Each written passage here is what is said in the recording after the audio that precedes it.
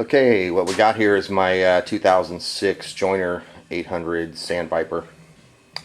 Started out pretty much stock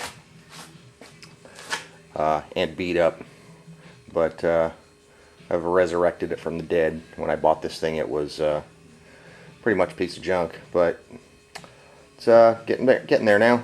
Show you some of the things that we've done to it here. Stripped the steel body off, made all new aluminum body panels. Took about let's start over here. Stripped the steel bodywork off, made all new aluminum body panels for it. Shed about 120 pounds off the car, which is about 10% of the weight of the car. Makes a big difference. Then I stripped it all down, painted the frame.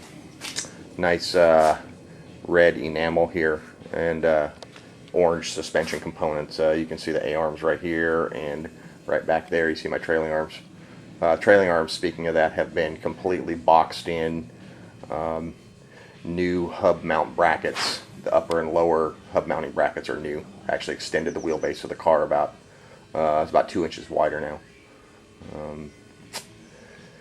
What else have I done to it? Let's see. We coated the inside of the bottom of the car here. That's all duplicolor bed liner on the floor, you can see there. Redid the dash. Dash has got new gauges. Got a little digital tachometer and such. One of the things that we've done, which is cool, is that right there. That's a boost gauge.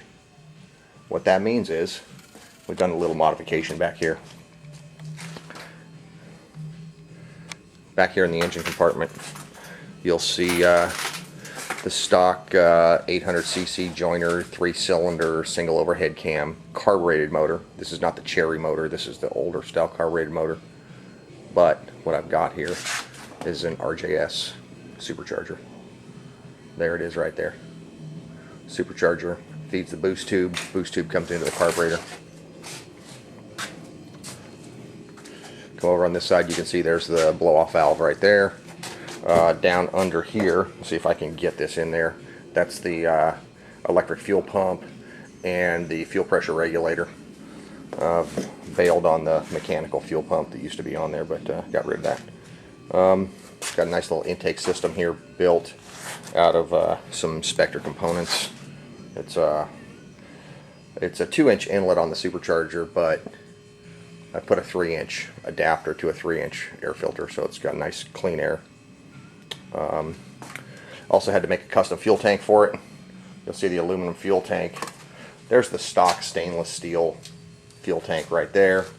I've got a custom made aluminum fuel tank. Had to do that because of this little notch down here that's, if you can see it right down there, for the clearance for the supercharger.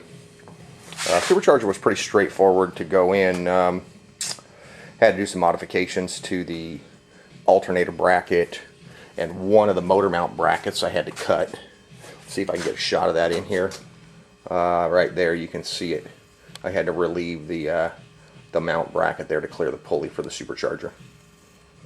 Around on the other side of the motor, what we've done is I've got a nice little 3-into-1 header system here. The old stock system was an 1.5 inch exhaust to the stock muffler. Cast iron manifold. Pretty basic automotive stuff. Now we've got a tubular header system coming into a 2-inch exhaust. 2-inch exhaust comes all the way back and feeds this nice polished stainless steel Super Trap style muffler.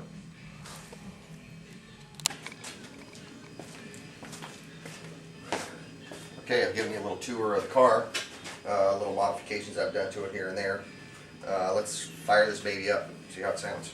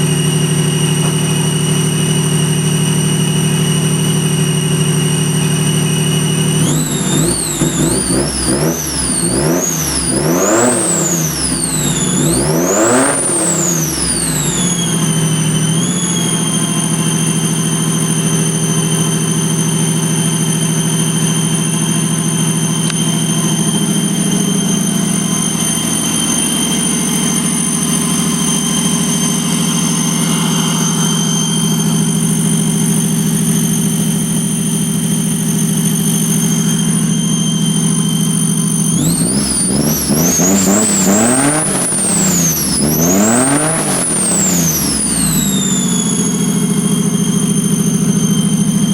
good. Motor runs nice.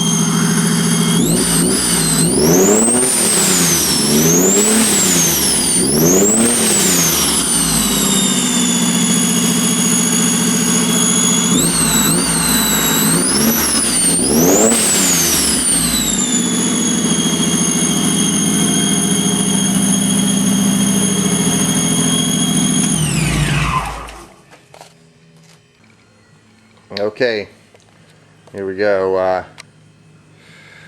Getting real close here. I'm down to 2 seats, 4 shocks, and 4 tires, and the 4 lights that go up on the light bar. That's it, and that is it. I got the firewall put in place here.